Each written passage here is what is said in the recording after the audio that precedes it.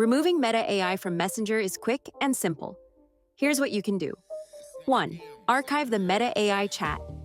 Open Facebook Messenger. Find the Meta AI chat in your conversation list. Swipe left on it and tap Archive to remove it from your active chats. 2. Avoid triggering Meta AI. Tap on the Ask Meta bar at the top of Messenger. Unfortunately, you can't completely disable Meta AI, but you can minimize interactions.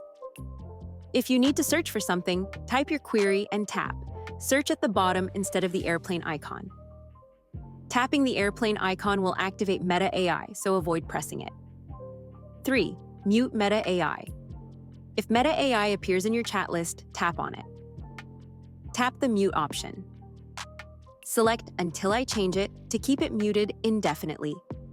While you can't fully remove Meta AI from Messenger, these steps will help you minimize its presence and prevent it from appearing in your chats. I hope this helps. If it did, consider subscribing my channel. It really supports me. Thanks for watching.